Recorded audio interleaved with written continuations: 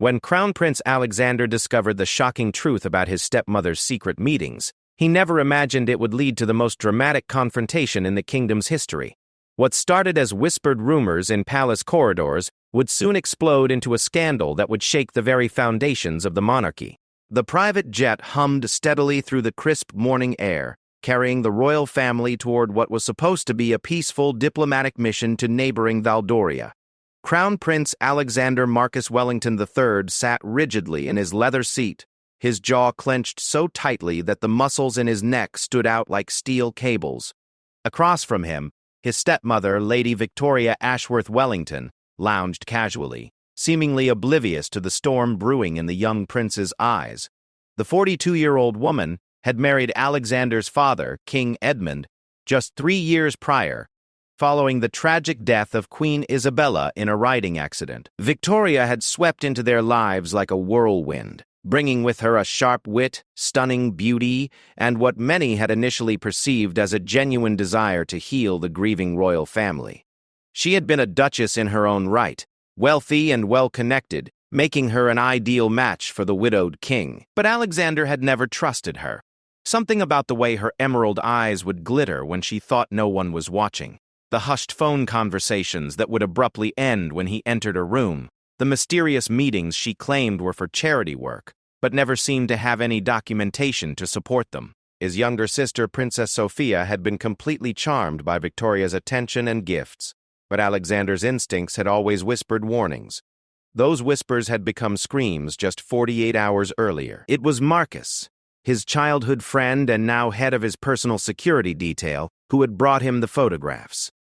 They sat together in Alexander's private study, the heavy curtains drawn against prying eyes, as Marcus spread the damning evidence across the mahogany desk. The images were crystal clear. Victoria entering a discreet hotel through a back entrance. Victoria in intimate conversation with a man Alexander recognized as Viktor Petrov, a known associate of hostile foreign interests. But the photographs were nothing compared to the audio recordings. Marcus had managed to plant a listening device during one of Victoria's supposed charity luncheons, and what they captured made Alexander's blood run cold. Victoria's voice, usually so refined and controlled, was animated with excitement as she discussed palace security protocols, the king's daily schedule, and most damning of all, the upcoming state visit from President Morrison of the Allied Federation. "The old fool trusts me completely now," Victoria's recorded voice had said with chilling satisfaction. "He shares everything with me. By next month, we'll have everything we need to proceed with the plan." The plan, as Marcus's further investigation revealed, was nothing short of treason. Victoria had been systematically gathering intelligence about the kingdom's defenses, diplomatic relationships, and internal politics. The evidence suggested she was working with a network of foreign agents, whose ultimate goal was to destabilize the monarchy from within. Alexander had spent the last 2 days wrestling with what to do with this information. His first instinct had been to march straight to his father with the evidence, but Marcus had counseled caution. King Edmund was completely infatuated with Victoria. She had skillfully positioned herself as his emotional support, his confidant, the woman who had brought light back into his life after the darkness of losing Isabella. Presenting this evidence without careful preparation could backfire spectacularly. Instead, they had decided to confront Victoria directly during this diplomatic trip, away from the palace and its many listening ears. The private jet provided the perfect opportunity for a controlled confrontation where she couldn't simply disappear or destroy evidence.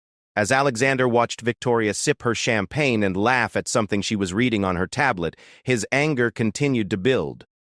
This woman had wormed her way into their family, had comforted Sophia when she had nightmares, had helped plan Alexander's 28th birthday celebration just last month. And all the while she had been betraying them.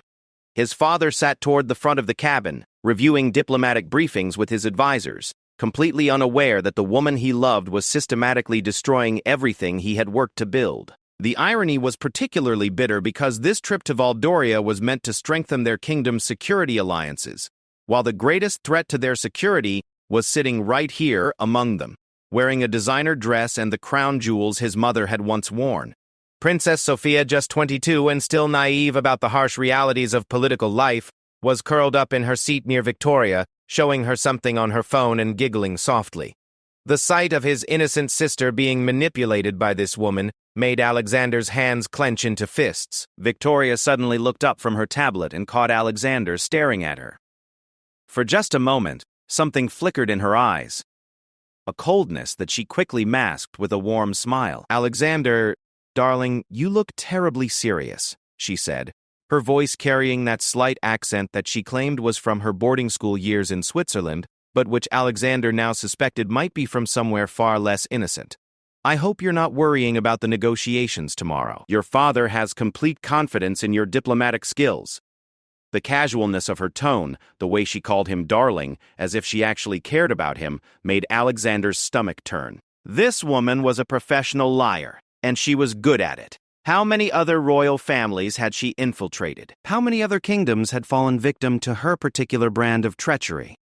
"I'm fine, Victoria," he replied, keeping his voice carefully neutral. "Just thinking about family loyalty and what it really means." Something in his tone must have registered because her smile faltered for just a fraction of a second.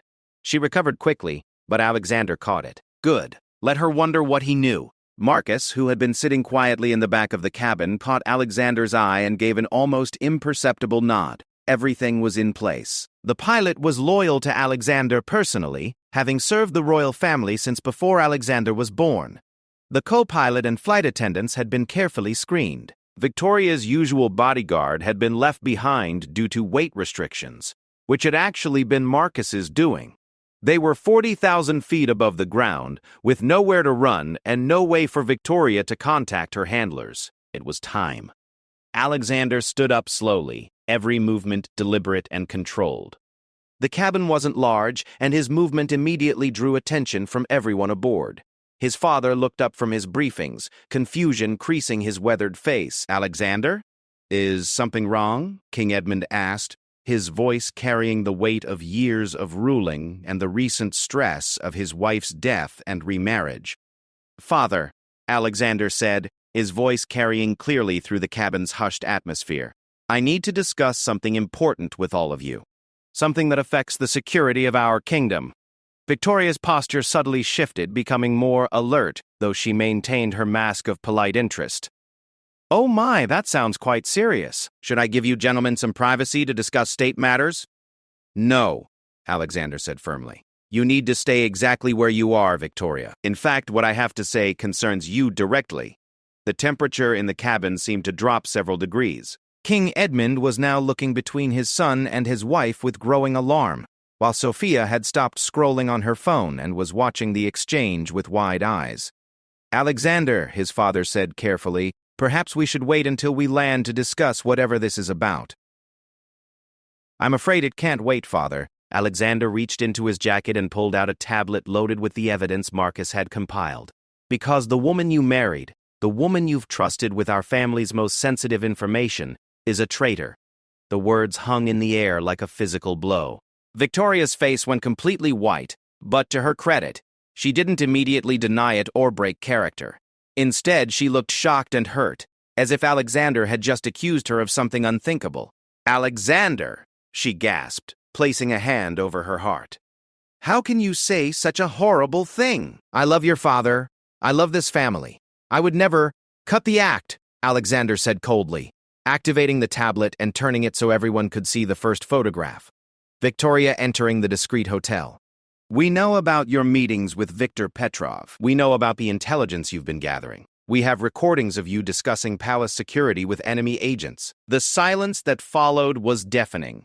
King Edmund stared at the image, his face cycling through disbelief, confusion, and the beginning of a terrible understanding. Sophia gasped and covered her mouth with her hands. But it was Victoria's reaction that confirmed everything Alexander had suspected. The mask finally slipped completely. The warm, caring stepmother disappeared, replaced by something cold and calculating. Her posture straightened, her expression became predatory, and when she spoke again, even her accent had changed. "Well," she said, her voice now carrying a slight Eastern European inflection that Alexander was certain wasn't Swiss. "I suppose there's no point in maintaining the charade any longer." King Edmund made a sound like he'd been physically struck. "Victoria, please tell me this isn't true. Please tell me my son is mistaken." Victoria laughed, but there was no warmth in it. Oh, Edmund, sweet, trusting Edmund. Did you really think a woman like me would fall in love with an aging king for any reason other than what I could gain from it? The cruelty in her voice was like a physical blow. Sophia began to cry softly, and even Alexander, who had been preparing for this moment, felt sick at the callousness of Victoria's words. Your grief made you so wonderfully vulnerable, Victoria continued, seeming to enjoy the pain she was inflicting. All I had to do was show up at the right charity events, express the right amount of sympathy for your loss, and you practically threw yourself at my feet. It was almost too easy. King Edmund was gripping the arms of his chair so tightly that his knuckles had turned white. 3 years, he whispered. 3 years of lies. 3 very productive years, Victoria corrected. Do you have any idea how valuable the information I've gathered is? Your kingdom's defense strategies, your diplomatic relationships, your personal weaknesses, and those of your allies. My employers have been very pleased with my work. Alexander felt a cold rage building in his chest. This woman had not only betrayed their trust and their country, but she was clearly enjoying the pain she was causing his family. The sight of his father's devastation and his sister's tears made him want to do something drastic. Who are you working for? He demanded.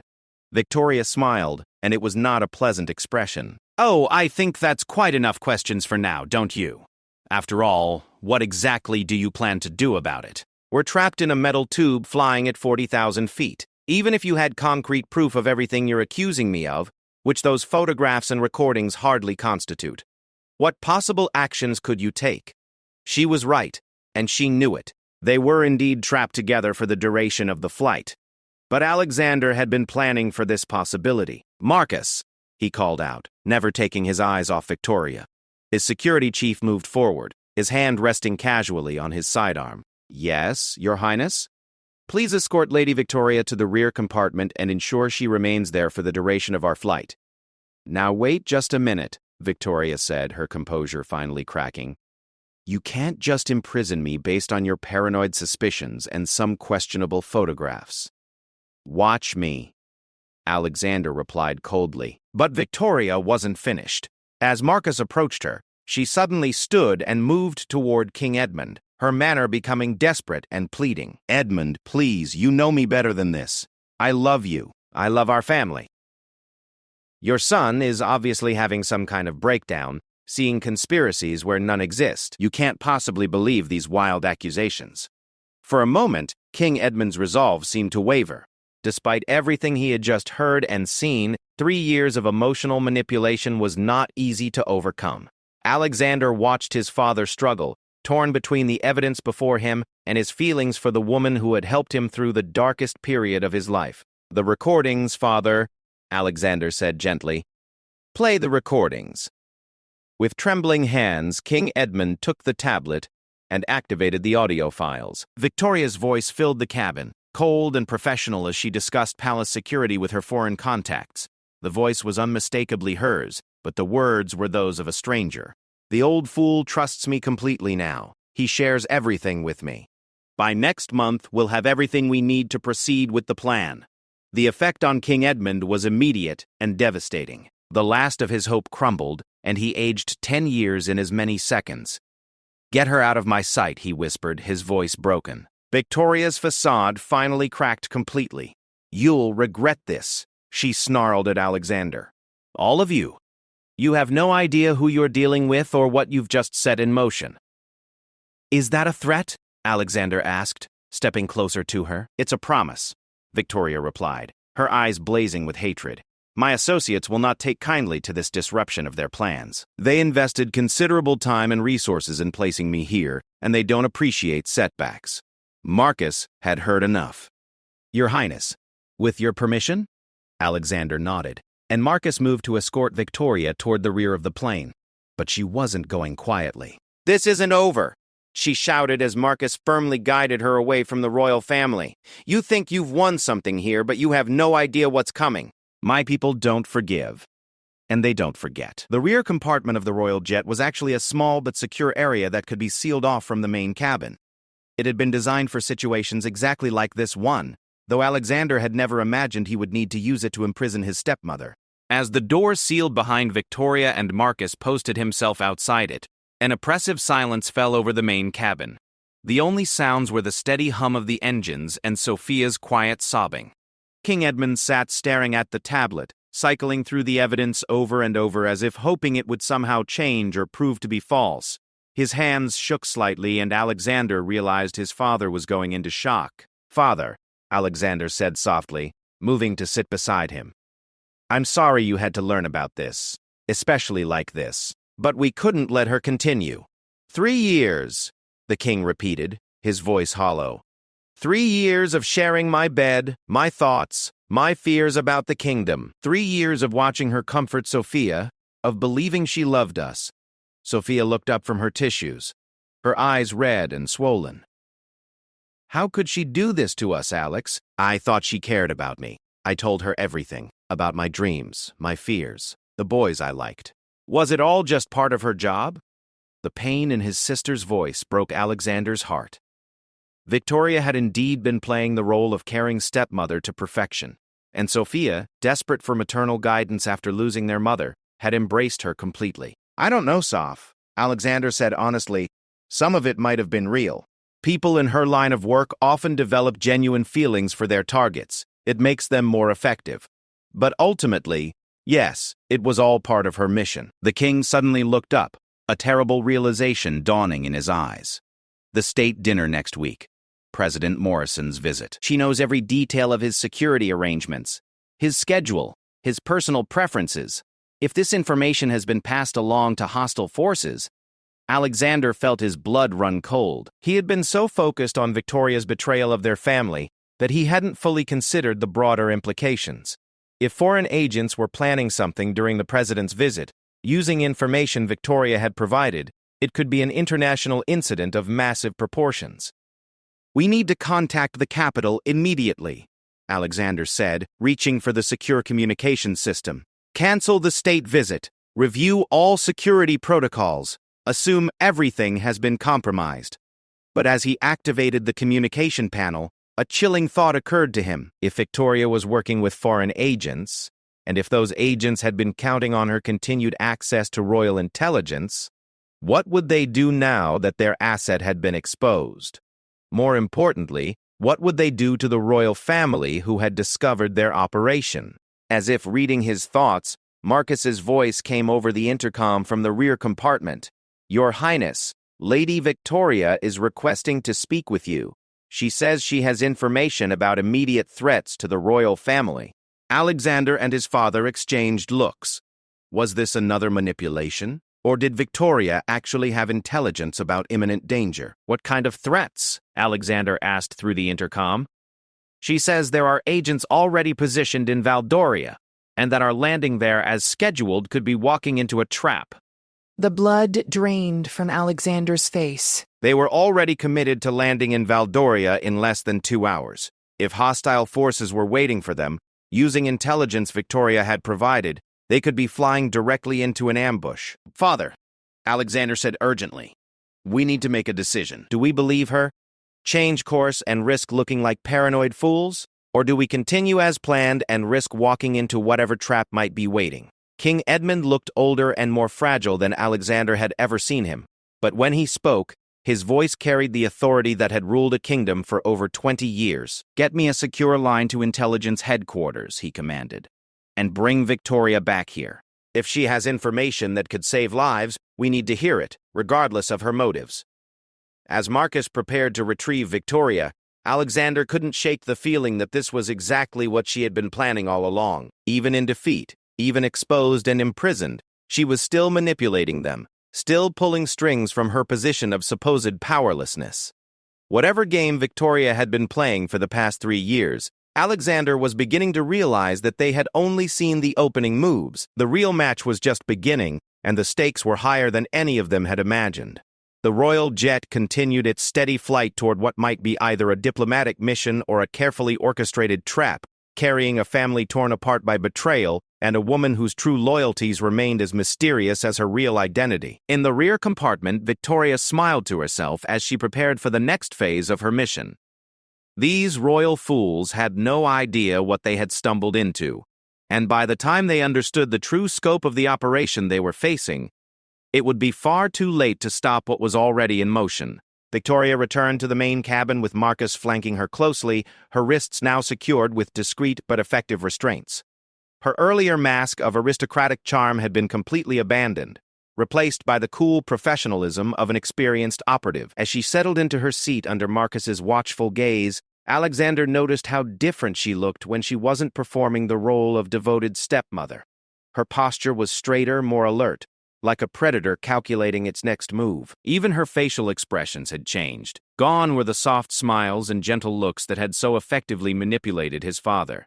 In their place was an intelligence that was sharp, calculating, and utterly ruthless. "You wanted to hear about the threats to your family?" Victoria said without preamble, her voice now carrying that slight accent Alexander was certain wasn't Swiss. "I'll tell you what I know, but first you need to understand something important. I'm not the only one." King Edmund leaned forward despite himself. "What do you mean?" "I mean, I'm one operative in a much larger network. The operation to destabilize your kingdom didn't begin and end with marrying you, Edmund. It's been in development for over a decade, and there are assets positioned throughout your government, your military, and your social circles." Alexander felt his blood run cold. "You're lying." Victoria's laugh was genuinely amused. "Am I?" Think about it, Alexander. Did you really believe that a sophisticated intelligence operation would rely entirely on one person, no matter how well placed? That would be remarkably poor planning. She shifted in her seat, her eyes moving between the three family members as she spoke. "The network began identifying and cultivating potential assets years before your mother's death. The plan was always to have multiple entry points into your kingdom's power structure." "Then why marry my father at all?" Sophia asked, her voice still shaky from crying but her natural intelligence beginning to reassert itself. "If you already had other people in place?" "Because your father is the ultimate prize, darling," Victoria replied, and the casual endearment now sounded sinister rather than affectionate. "Presidents and prime ministers can be voted out. Generals can be reassigned, but a king? A king has access to everything, and his word carries absolute authority in matters of national security." She looked directly at Edmund as she continued. "Through you, I gained access to intelligence reports, diplomatic communications, military strategies, and personal information about foreign leaders that would take other assets years to acquire. You shared more state secrets with me over pillow talk than some spies managed to steal in entire careers." The king's face had gone gray with the realization of how thoroughly he had been compromised.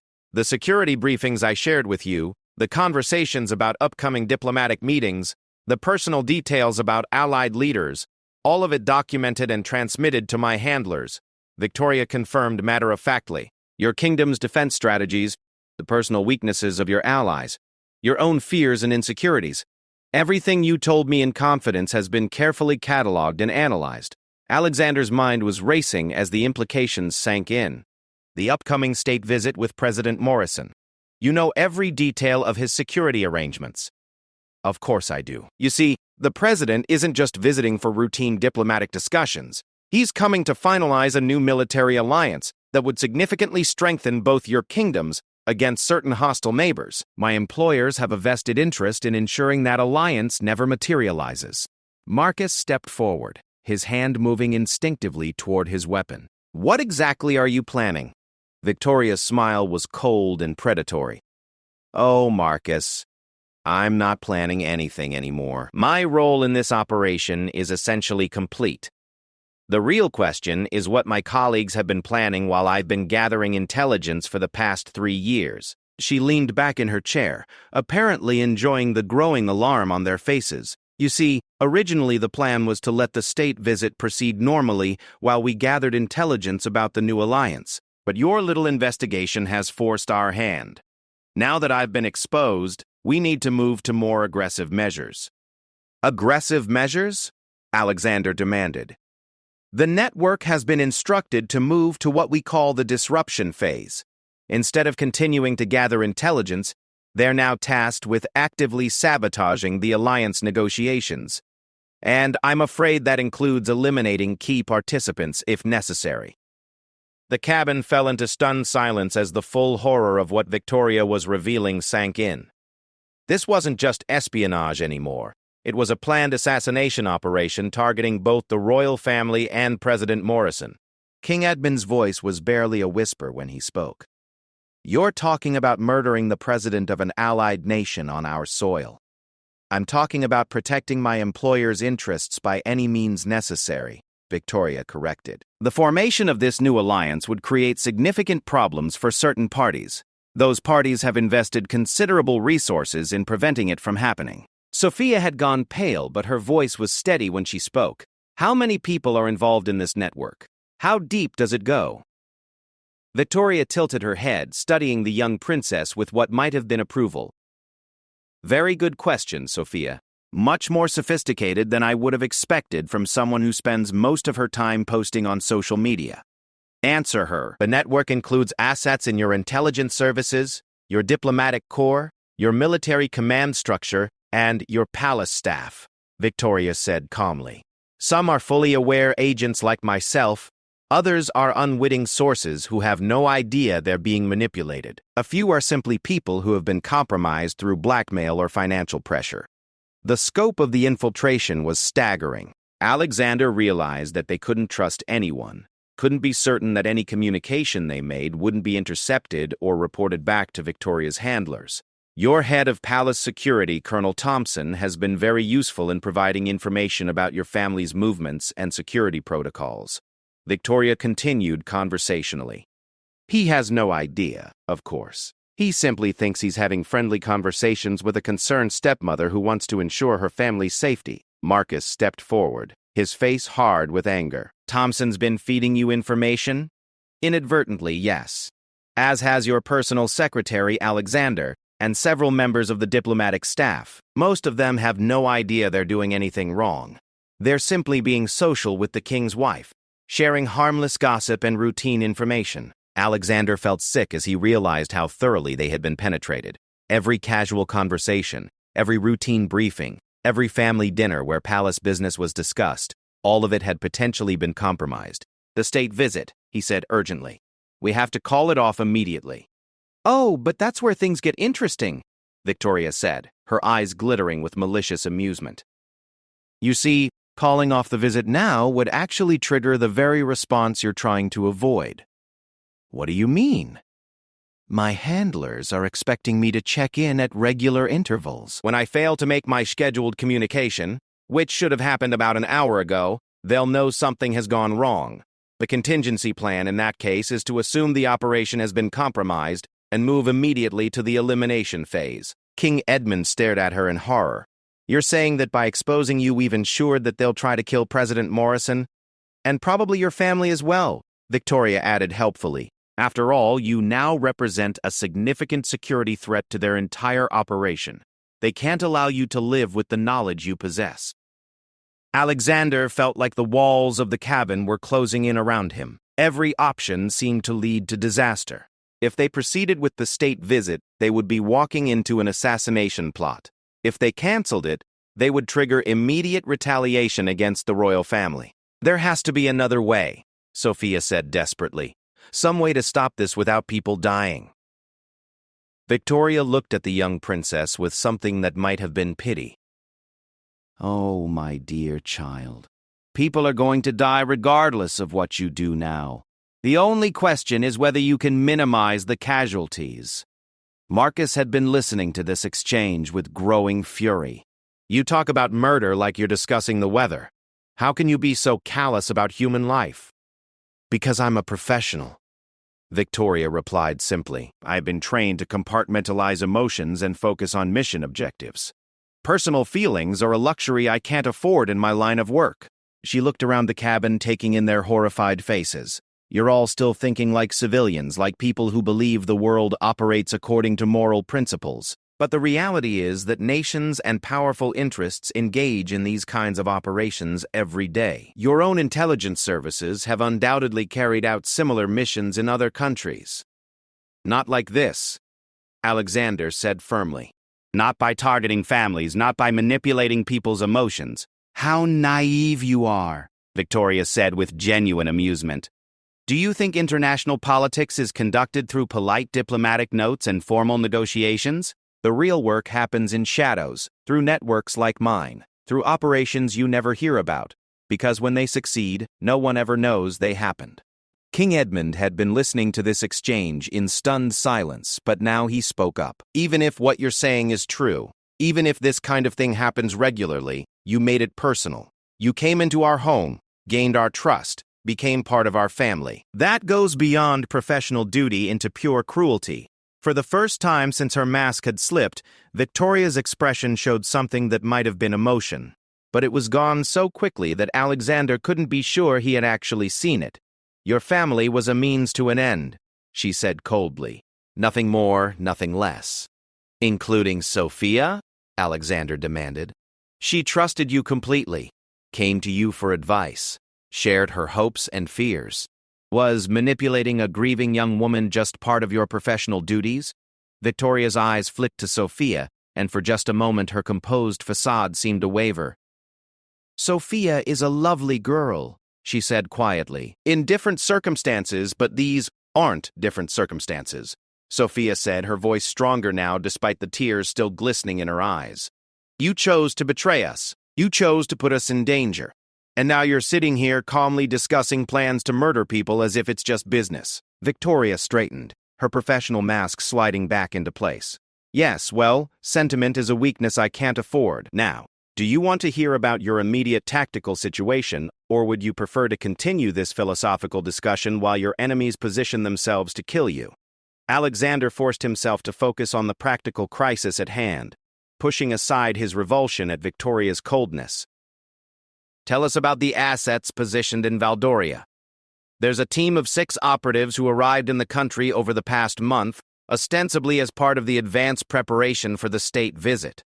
They've been placed in key positions: hotel staff, security personnel, even diplomatic attachés. Their primary mission was intelligence gathering, but they're equipped and trained for direct action if necessary. She paused, seeming to consider how much to reveal. There's also a local asset who's been cultivated for several years, someone with legitimate access to the venues where you'll be meeting with President Morrison. Who? Marcus demanded. Victoria shook her head. That information is compartmentalized. I only know the asset exists, not their identity. It's a basic security measure. If one operative is compromised, they can't expose the entire network. Alexander felt his frustration growing. Even when Victoria was supposedly cooperating, she was still controlling the flow of information, still maintaining operational security for her network. What about the timeline? He asked. When are they planning to act? Originally, they were going to wait until the formal signing ceremony tomorrow evening. Maximum impact, maximum international attention. But now that I've been compromised, she shrugged. They'll probably move up the timeline significantly. King Edmund had been following the conversation with growing alarm. We need to contact our intelligence services immediately, warn them about the infiltration. And tell them what exactly? Victoria asked. That there are enemy agents in your government and military, but you don't know who they are or how many. That there's a plot to assassinate President Morrison, but you're not sure when or where it will happen. How do you think they'll respond to intelligence gathered from an exposed enemy agent? She had a point, and they all knew it. Any warnings they gave would be met with skepticism, and worse, those warnings might reach the very people who were part of the network Victoria had described. Besides, Victoria continued, the moment you start making phone calls, my handlers will know something has gone wrong. Remember, they have assets in your communication systems. Any attempt to warn your security forces will simply accelerate their timeline. Alexander realized they were trapped in a web of paranoia and uncertainty. They couldn't trust their own people, couldn't use their own communication systems, couldn't take any action without potentially triggering the very catastrophe they were trying to prevent. Then what do you suggest? He asked, hating himself for having to rely on advice from the woman who had created this situation. Victoria smiled, and for the first time since being exposed, she looked genuinely pleased. Now we come to the interesting part. You see, there is one way to potentially salvage this situation, but it would require you to trust me. Trust you? Sophia said incredulously. After everything you've just told us? Not trust my motives, Victoria clarified. Trust my professional competence. I'm very good at what I do, and what I do is navigate complex intelligence operations. If you want to save President Morrison's life and protect your family, you'll need someone who understands how these networks operate. Alexander stared at her, trying to process what she was suggesting. You want to help us? I want to complete my mission successfully, Victoria corrected. And at this point, the most successful outcome for me personally is to limit the damage and position myself for future operations. Mass assassinations tend to generate unwanted attention and international incidents that make future intelligence work more difficult. King Edmund leaned forward. What are you proposing? I propose that you allow me to contact my handlers and report that there's been a minor security concern, but that the operation is still viable. I convinced them to stick to the original timeline while you use the extra time to quietly neutralize the threats. And why would you do that? Alexander asked suspiciously. Victoria's smile turned predatory. Because, dear stepson, I have my own survival to consider. If this operation fails catastrophically, my handlers will assume I was either incompetent or compromised. Either way, my life expectancy becomes very short. The cabin fell silent as the family absorbed this proposal. Victoria was essentially offering to betray her own handlers to save herself. But could they trust her?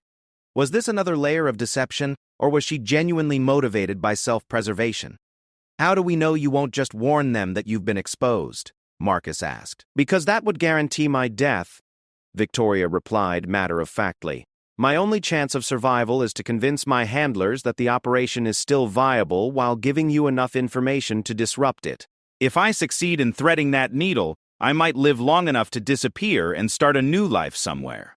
Alexander looked at his father and sister, seeing his own uncertainty reflected in their faces. They were being asked to trust the word of a woman who had systematically betrayed them for 3 years, but they might not have any other choice. The intercom crackled, and the pilot's voice filled the cabin. Your Majesty, we're beginning our descent toward Valdoria. We'll be landing in approximately 90 minutes. Time was running out. Whatever decision they made, they needed to make it soon.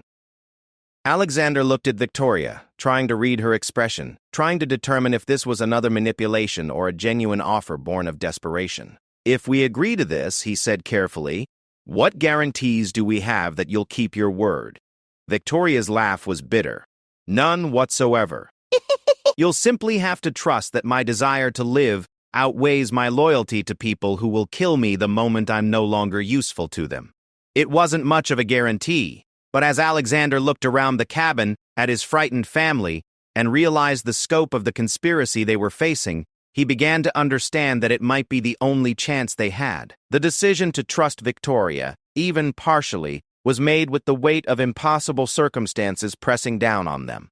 Alexander looked at his father's haggard face, his sister's fearful eyes, and realized they had no choice but to work with the enemy they knew rather than face the unknown threats waiting in Valdoria. All right, Alexander said finally, his voice heavy with reluctance.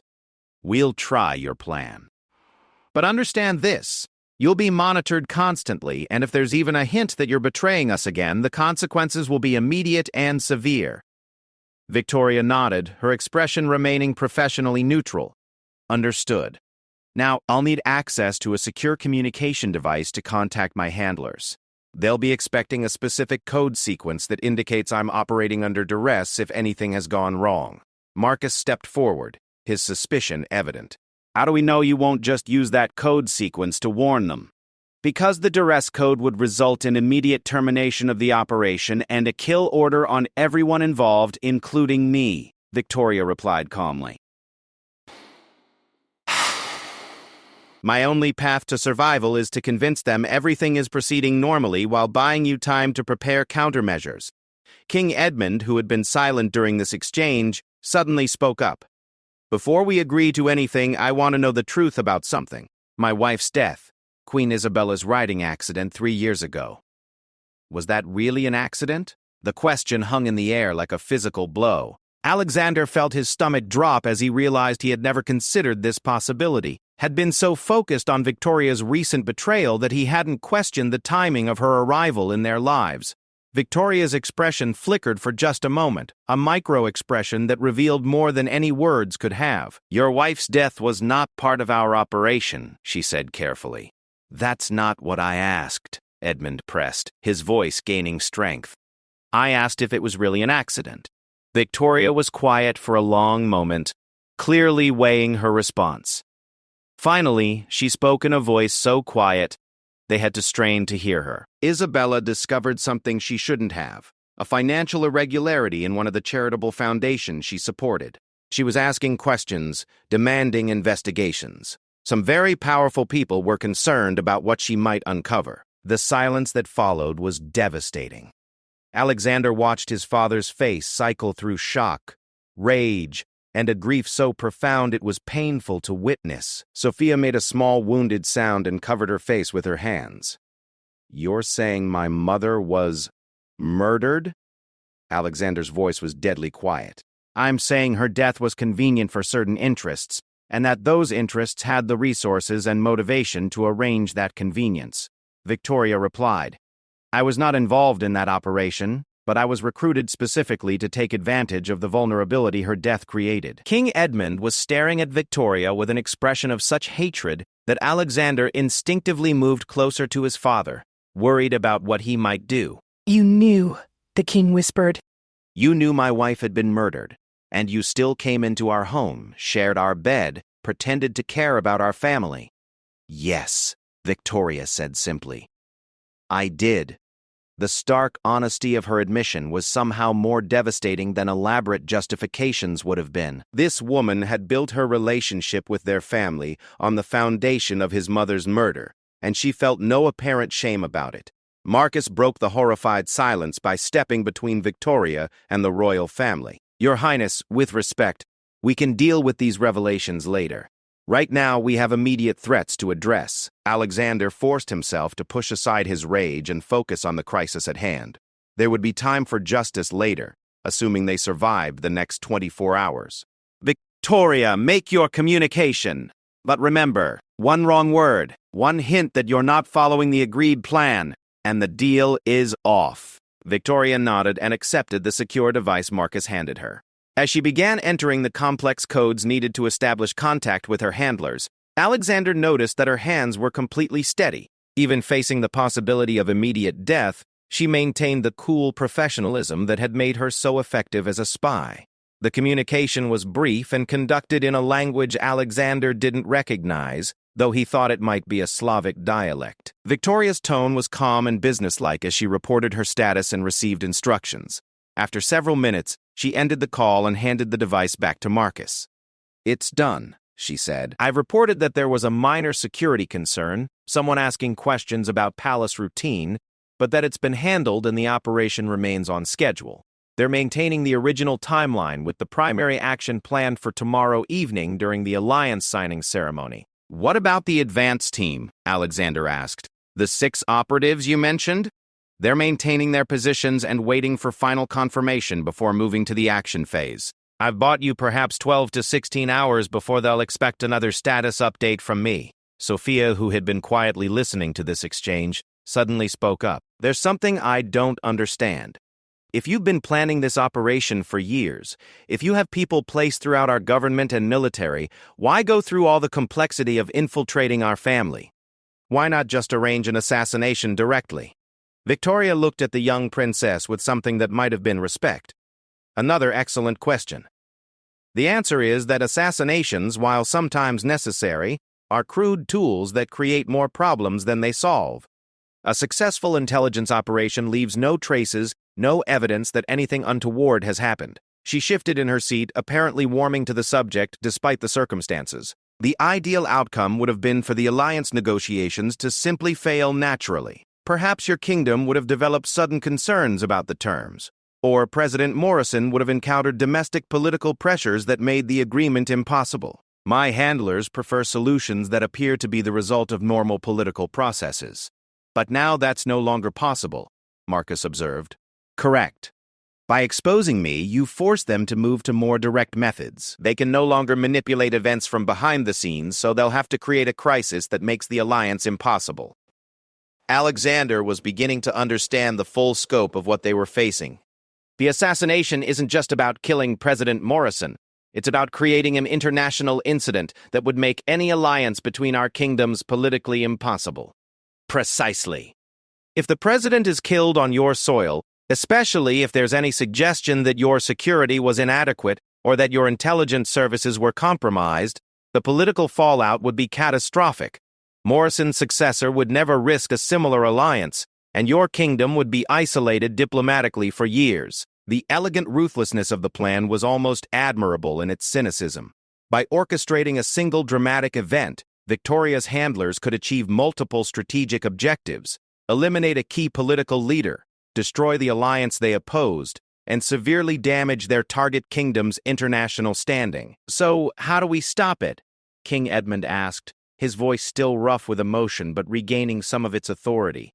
"That's the challenging part," Victoria admitted. "The operatives are professionals, and they've had weeks to establish their positions and plan their approach. Simply canceling the event won't work. They'll just adapt and choose a different time and place." She paused, considering their options. "The only way to truly neutralize the threat is to identify and capture the entire network before they can act. That means finding not just the advance team but the local asset I mentioned, plus any other resources they might have in reserve. And how exactly are we supposed to do that without alerting them that we know about the operation?" Alexander asked. Victoria smiled, and for the first time since being exposed, she looked genuinely pleased. "That's where my particular skills become useful. You see, I know how these networks operate, how they communicate, what their standard procedures are. With the right approach, I can help you identify and locate the operatives without alerting my handlers." "What kind of approach?" Marcus asked suspiciously. "We use their own operational security against them. The network is compartmentalized, which means each operative only knows certain pieces of the overall plan. By carefully probing their communications and activities, we can map the network without triggering their security protocols." Alexander wasn't convinced. "That sounds extremely risky. What if you're wrong about their procedures? What if they detect our investigation?" "Then people die," Victoria said bluntly. "But people are going to die anyway if we don't act. At least this way you have some chance of preventing it." The pilot's voice crackled over the intercom again. "Your Majesty, we're on final approach. Please prepare for landing." Through the cabin windows, Alexander could see the lights of Valdoria's capital city spreading out below them. Somewhere down there, trained killers were waiting for the royal family and President Morrison to walk into their trap. In less than 24 hours, unless they could somehow identify and neutralize threats they couldn't see, an international crisis would be orchestrated that could destabilize the entire region. "All right," Alexander decided. "We'll try your plan. But first, I want you to explain exactly how this network operates, who might be involved, and what resources they have available." As the plane began its descent, Victoria launched into a detailed briefing about intelligence networks, operational procedures, and the specific capabilities of the team they were facing. Despite his revulsion at trusting her, Alexander had to admit that her knowledge was impressive and potentially vital to their survival. "The advanced team will have established what we call a clean base, a location where they can plan operations and store equipment without detection," Victoria explained. "Usually it's something innocuous, like a rented apartment or a small business that provides good cover for their activities." "How do we find it?" Sophia asked. "By tracking their patterns. Professional operatives have to maintain regular schedules and normal appearances to avoid suspicion, but those same routines create vulnerabilities if you know what to look for." Marcus was taking notes as Victoria spoke, his expression skeptical but focused. "What about their equipment? Weapons, communications gear, surveillance devices?" "They'll have everything they need for a complex operation, but it will be carefully concealed. The weapons will be broken down into components that appear harmless individually. Communications will be disguised as normal business equipment. Surveillance gear will look like tourist cameras or mobile phones." "And the local asset?" Alexander pressed. "That's the wild card. Could be anyone with legitimate access to your meeting locations, hotel staff, security personnel, diplomatic attachés, even local government officials. The ideal local asset is someone who's been in position for years, someone whose presence wouldn't arouse any suspicion. As the wheels touched down on the tarmac, Alexander realized they were about to enter what amounted to a war zone where they couldn't distinguish friends from enemies. Their only advantage was Victoria's knowledge of their opponent's methods, and their only hope was that her desire for self-preservation was stronger than her loyalty to the organization that had trained her to betray everything she touched. The plane rolled to a stop at a private terminal, and through the windows, Alexander could see the official reception committee waiting for them. Protocol demanded that they disembark with smiles and appropriate ceremony, playing their parts in the diplomatic theater while knowing that some of the people greeting them might be planning their deaths. "Remember," Victoria said quietly as they prepared to leave the plane, "from this moment on, we have to assume we're being watched constantly. Every conversation, every action, every expression will be noted and analyzed. The only way this works is if everyone plays their expected role perfectly while we gather intelligence." King Edmund straightened his shoulders and assumed the dignified bearing that had served him through decades of public life. "Then we'd better give them a performance they'll never forget." As they walked toward the aircraft door, Alexander couldn't shake the feeling that they were stepping into a carefully constructed trap, but they were also walking into it with their eyes open, guided by someone who understood exactly how such traps were built. The next 24 hours would determine whether that knowledge was enough to save them, or whether they were simply walking more knowingly toward their own destruction. Either way, there was no turning back now. The game had begun in earnest, and the stakes couldn't be higher. The official reception at Valdoria International Airport was a masterpiece of diplomatic theater, complete with honor guards, ceremonial music, and carefully orchestrated photo opportunities. Alexander forced himself to smile and wave at the gathered crowds while his eyes systematically scanned faces, looking for anything that might indicate hostile surveillance. Victoria played her part flawlessly, standing beside King Edmund with the practiced grace of a royal consort, her arm linked with his in a display of unity that must have been excruciating for both of them. To any observer, they appeared to be the perfect royal family arriving for an important diplomatic mission. Only someone watching very carefully might have noticed the tension in their postures, the way Marcus and his security team positioned themselves with unusual vigilance.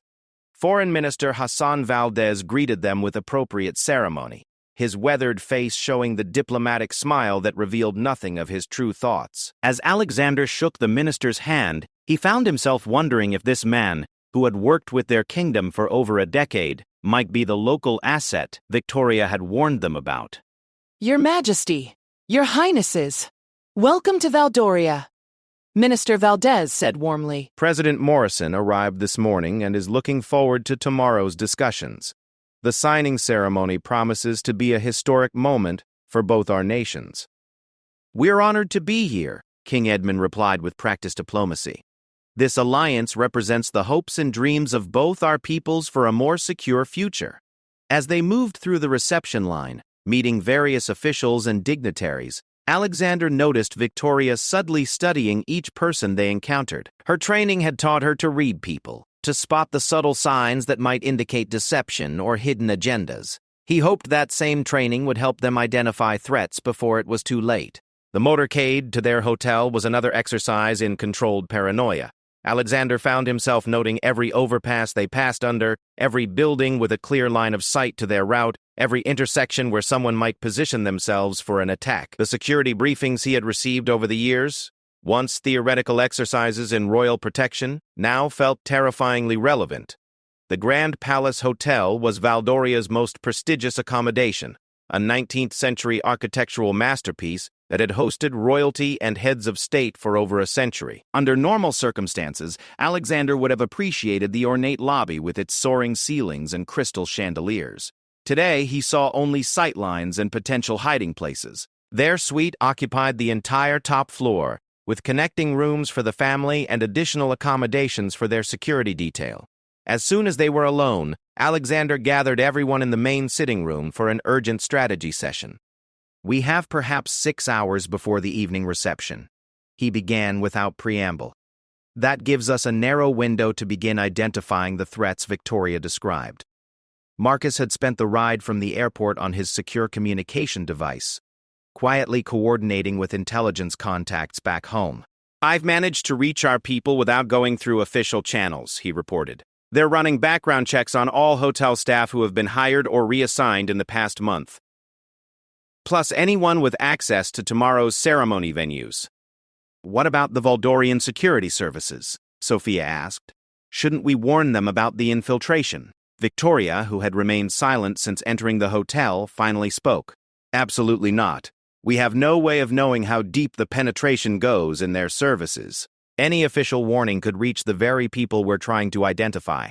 King Edmund was standing by the window, looking out at the city skyline, with an expression of deep thought. "There's something I need to tell you all," he said without turning around. "Something I should have mentioned on the plane." Alexander felt a chill of apprehension. "What is it, Father?" 3 weeks ago, I received a private communication from President Morrison. He expressed concerns about security for this visit, said his intelligence people had picked up some unusual chatter but nothing concrete enough to act on. Victoria's head snapped up. Her professional interest clearly piqued. What kind of chatter? References to a royal solution and mentions of timeline acceleration. His people thought it might be related to domestic political opposition to the alliance, but now Edmund's voice trailed off as the implications became clear. "Now we know it was related to your operation," Alexander finished grimly, "which means Morrison's security team may already be on high alert." Victoria was quiet for a moment, processing this information. "That could work for us or against us," she said finally. "If his security is heightened, it makes the operative's job more difficult. But it also means any unusual activity we engage in will be noticed and reported." Marcus pulled out a tablet loaded with building schematics and security protocols. "I've been studying the layout for tomorrow's ceremony. It's being held in the Treaty Hall, a historic chamber in the government complex. Single entrance, controlled access, but multiple sight lines from surrounding buildings. Classic assassination setup," Victoria observed, studying the diagrams over Marcus's shoulder. "High-value target in a confined space with limited escape routes. My people would have had weeks to position themselves in the surrounding buildings." Alexander found himself grudgingly impressed by Victoria's analytical abilities, even as he remained deeply suspicious of her motives. "So how do we identify their positions without alerting them to our investigation?" "We use misdirection," Victoria replied. "We give them something else to focus on while we conduct our real investigation." She moved to the window and gestured toward the city below. "Right now, they're expecting me to conduct final reconnaissance and confirm target details. Instead, I'll feed them false information about last-minute security changes, while Marcus's people quietly map their actual positions." Sophia, who had been listening intently to this exchange, suddenly spoke up. "What about President Morrison? Shouldn't he be warned about the specific threats?" "Not yet," Victoria said firmly. "Presidential security details are trained to respond to threats with overwhelming force. If we approach them with incomplete information, they'll likely cancel the entire visit or lock down the president so completely that it becomes impossible to conduct the planned negotiations." She was right, and they all knew it. The alliance talks required a delicate balance of security and accessibility. Too much security would make meaningful discussions impossible, but too little would leave them vulnerable to the very attacks Victoria had described. Alexander made a decision that felt like stepping off a cliff. "All right, we proceed with Victoria's plan, but with modifications. Marcus, I want you to coordinate quietly with your most trusted contacts in our intelligence services. Tell them we have reason to believe there may be security concerns, but nothing specific enough for official action." "And what about me?" Sophia asked. Alexander looked at his sister, seeing not the carefree princess the public knew, but the intelligent young woman who had been asking increasingly sophisticated questions throughout this crisis. "You're going to help us identify the local asset. Your social connections here are broader than mine, and people are less likely to be suspicious of casual questions from you." Victoria nodded approvingly. "Smart thinking. Sophia can gather information about recent changes in staff, new faces in familiar positions, anyone whose behavior has seemed unusual in recent weeks." Over the next several hours, they implemented their plan with the careful precision of a military operation. Victoria made her scheduled contact with her handlers, reporting that all preparations were proceeding normally while subtly seeking information about their operational positions. Marcus coordinated with intelligence contacts using personal relationships and informal channels to gather information without triggering official protocols. Sophia proved to be remarkably effective at social intelligence gathering. Her natural charm and apparent airheadedness masked a sharp mind that quickly identified several individuals whose recent behavior patterns seemed suspicious. She learned about new hotel staff members who had appeared just before the royal visit, security personnel whose backgrounds seemed curiously thin, and diplomatic attachés whose credentials were in order but whose behavior suggested they were more than they appeared. By late afternoon, they had assembled a disturbing picture of the scope of the operation they were facing. The network appeared to include at least 8 individuals in various positions throughout the hotel and government complex, plus an unknown number of supporting assets whose roles remained unclear. The sophistication is remarkable, Marcus admitted grudgingly as they reviewed their findings. These people have established perfect cover identities and legitimate reasons for being exactly where they need to be. Victoria studied the information they had gathered, her expression growing increasingly concerned. "This is larger than I expected," she said finally. "The number of assets suggests this operation has been in planning for much longer than I was told." "What does that mean?" Alexander asked. "It means either my handlers lied to me about the scope of the mission, or there's another layer to this operation that even I don't know about." Victoria's composure cracked slightly, revealing genuine uncertainty for the first time since being exposed. Neither possibility is reassuring. The implications of her statement were chilling. If Victoria, who had been at the center of the operation for 3 years, didn't know the full scope of what they were facing, then they might be walking into something far more complex and dangerous than they had imagined. King Edmund, who had been quietly reviewing diplomatic schedules, suddenly looked up with alarm. "There's something else we need to consider. The evening reception tonight, it's not just a social event. Several key alliance supporters from both countries will be attending, including military leaders and intelligence officials who know details about the proposed cooperation." Alexander felt his stomach drop as he realized what his father was suggesting. "You think tonight might be the real target, not tomorrow's ceremony?" "Or both," Victoria said grimly. "A coordinated attack that eliminates key personnel tonight and creates chaos for tomorrow's main event. It would be a much more comprehensive operation than a single assassination." They stared at each other in horrified realization. The evening reception was scheduled to begin in less than 3 hours, and if Victoria was right, they might be looking at an imminent attack on multiple high-value targets. "We have to warn security immediately," Sophia said. "And tell them what exactly?" Victoria countered. "That we have reason to believe there might be an attack tonight, but we don't know who the attackers are, what method they'll use, or even if we're right about the timing." Alexander realized they were facing an impossible choice. If they were wrong about the timing, raising an alarm would expose their investigation and potentially trigger the very attack they were trying to prevent. But if they were right, failing to act could result in a massacre. "There's another option," Victoria said quietly. "We could attend the reception as planned and use it as an opportunity to identify the operatives. With everyone in one location, it would be easier to spot unusual behavior or identify people who don't belong." Marcus looked at her incredulously. "You want to use the royal family as bait?" "I want to use the royal family's presence to force the operatives to reveal themselves," Victoria corrected. "If they're planning an attack tonight, they'll have to position themselves and prepare their equipment. That creates vulnerabilities we can exploit." It was a desperately risky plan, but as Alexander looked around the room at his family and considered their limited options, he began to see it might be their only chance to get ahead of their enemies. "All right," he said finally. "We go to the reception. But we go prepared for anything." As they began preparations for what might be the most dangerous evening of their lives, Alexander couldn't shake the feeling that they were about to discover the true scope of the conspiracy they were facing.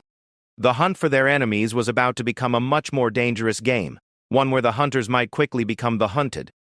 The evening reception at the Embassy of Cultural Affairs was a glittering display of diplomatic elegance, with representatives from both kingdoms mingling in the ornate ballroom beneath crystal chandeliers and classical artwork. Alexander moved through the crowd with practiced social grace, accepting congratulations on the upcoming alliance, while his eyes constantly scanned for signs of the threat they knew was coming. Victoria had transformed herself once again, this time into the perfect royal consort attending a state function. Her emerald evening gown complemented the royal jewels she wore with such casual elegance. and her conversation with fellow diplomats revealed nothing of the deadly knowledge she possessed. To any observer, she appeared completely at ease, though Alexander noticed the subtle way she positioned herself to maintain sight lines to all entrances. Marcus had positioned additional security throughout the reception, men and women who appeared to be ordinary diplomatic staff but who were actually armed agents ready to respond to threats. The challenge was that they didn't know what form those threats might take or who might pose them. President Morrison arrived precisely on schedule, his own security detail maintaining discreet but visible positions throughout the ballroom. Alexander studied the American president as they were introduced, noting the slight tension around his eyes that suggested Morrison's intelligence briefings had indeed included warnings about potential security concerns. "Your Highness," Morrison said warmly as they shook hands, "I'm looking forward to tomorrow's ceremony. This alliance represents a new chapter in our nation's relationship." "Indeed, Mr. President," Alexander replied, wondering if those would prove to be prophetic words in ways none of them intended. "I hope the evening provides a good opportunity for informal discussions before tomorrow's formal proceedings." As they moved through the reception, greeting dignitaries and engaging in diplomatic small talk, Alexander became increasingly aware of subtle patterns in the crowd. Certain individuals seemed to be maintaining specific positions rather than mingling naturally. Others appeared to be paying more attention to security arrangements than to social conversations. Sophia, resplendent in a midnight blue gown that made her look older than her 22 years, was proving invaluable in their surveillance operation. Her natural charm allowed her to move freely through the crowd, engaging people in conversation while gathering intelligence about their backgrounds and recent activities. "The cultural attaché from the Eastern Province seems nervous," she murmured to Alexander during a brief moment when they stood together. "He keeps checking his watch and looking toward the service entrances." Alexander noted the man she indicated, a thin, dark-haired individual in his 40s who indeed seemed more focused on logistics than diplomacy. "Anyone else?" 3 hotel staff members who don't seem to know basic service protocols, and a woman claiming to be a journalist whose questions are more about security arrangements than about the alliance negotiations. The information was disturbing but not yet actionable. They needed more concrete evidence before they could move against potential threats, but time was running out. The reception was scheduled to last 3 hours, and Alexander suspected that if an attack was planned for tonight, it would come toward the end when guests were relaxed and security might be less vigilant. Victoria appeared at his side with 2 glasses of champagne, playing her role perfectly while speaking in a voice only he could hear. "I've identified at least 5 individuals who don't match their cover stories. The problem is that my handlers expected me to confirm the operation timing tonight. If I don't provide that confirmation soon, they'll assume something has gone wrong." "How soon?" Alexander asked, accepting the champagne and smiling as if they were discussing the weather. "Within the next hour. After that, they'll either abort the mission or accelerate it dramatically." Alexander felt the familiar weight of impossible choices pressing down on him. If Victoria was telling the truth, they had perhaps 60 minutes to either identify and neutralize the threats or trigger a crisis that could engulf the entire reception in violence. King Edmund appeared beside them, his expression carefully neutral but his voice tight with concern. "We may have another problem. I just spoke with Minister Valdez, and he mentioned that several last-minute changes were made to tonight's guest list. People who weren't originally invited but who requested special accommodations." "What kind of people?" Victoria asked, her professional interest clearly aroused. "Technical specialists, additional security consultants, media personnel with credentials that checked out but whose organizations seemed to have very recent incorporation dates." The pattern was becoming clear, and it was far more extensive than even Victoria had anticipated. What they were facing wasn't just a small team of operatives, but a comprehensive network that had been positioned throughout the entire diplomatic infrastructure. "We need to end this now," Alexander decided, "before anyone else gets hurt." "End what exactly?" Victoria asked. "We still don't know who all the players are or what their specific objectives might be." "Then we make them reveal themselves," Alexander replied, his mind racing as he formulated a desperate plan. "Marcus." His security chief appeared instantly, having been monitoring their conversation from a discreet distance. "Your Highness?" I want you to quietly inform President Morrison's security detail that we have credible intelligence about an imminent threat to his safety. Don't specify details, just enough to trigger their protection protocols. Marcus looked uncertain. Sir, that will likely result in immediate evacuation of the president and lockdown of the entire facility. Exactly, Alexander said grimly. If there are operatives here planning an attack, forced evacuation will make them act prematurely or reveal their positions as they try to adapt to changed circumstances. Victoria's eyes widened as she understood what he was proposing. You're going to force a crisis to smoke out the threats. Do you have a better idea? Before Victoria could respond, the lights in the ballroom suddenly dimmed and then returned to normal. A brief flicker that might have been dismissed as a minor electrical issue except for the way several people throughout the crowd immediately became more alert. That wasn't an electrical problem. Victoria said quietly, that was a signal. Alexander felt his blood run cold as he realized they had run out of time for careful planning. Whatever was going to happen tonight was already in motion. The next few minutes unfolded with the surreal quality of a nightmare. Alexander watched as several individuals throughout the ballroom began moving with purpose rather than the casual drift of social mingling. Service staff who had been invisible suddenly seemed to be positioning themselves near exits. The nervous cultural attaché Sophia had identified was speaking urgently into a concealed microphone. They're initiating lockdown procedures, Victoria said, her voice tight with professional alarm. This isn't an assassination, it's a kidnapping operation. The realization hit Alexander like a physical blow. An assassination would have been brutal but brief. A kidnapping, especially of multiple high-value targets including President Morrison, would create a prolonged international crisis that could destabilize the entire region. We have to warn everyone now, he said, abandoning all pretense of stealth. But even as he spoke, he realized it might already be too late. The ballroom's main entrances were being quietly secured by men who appeared to be additional security but whose movements suggested they were actually preventing people from leaving rather than protecting them from external threats. Alexander caught Marcus's eye and saw his own understanding reflected there. They were trapped in an elegant cage with an unknown number of hostile operatives who had just revealed their true purpose. Ladies and gentlemen, a voice suddenly announced over the ballroom's sound system. Please remain calm and stay where you are. We are experiencing a minor security concern that requires immediate attention. The voice belonged to someone Alexander didn't recognize, but the authority it carried was unmistakable. This was not a request. It was a command backed by force. President Morrison's security detail immediately moved to surround their principal, but Alexander could see they were outnumbered and outpositioned. The operatives had chosen their moment perfectly, waiting until the reception was in full swing and everyone was relaxed before revealing their true purpose. Victoria moved closer to Alexander, her voice urgent and low. The local asset I mentioned, it's not just one person.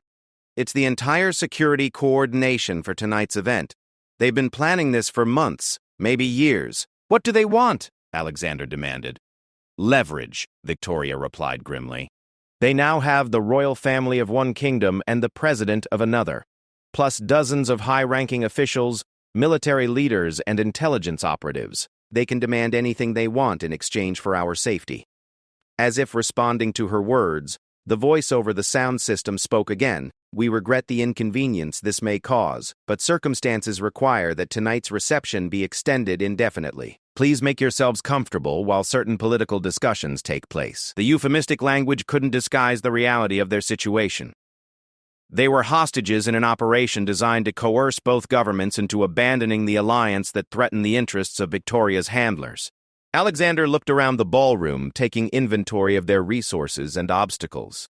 They had Marcus and his security team, plus President Morrison's protection detail, but they were facing an unknown number of operatives who had been planning this operation for months and who held all the strategic advantages. Can we fight our way out? He asked Marcus quietly. Not without significant casualties, Marcus replied. They've positioned themselves to control all exits, and they clearly have superior numbers. Victoria, who had been studying the operatives' positions, suddenly gripped Alexander's arm.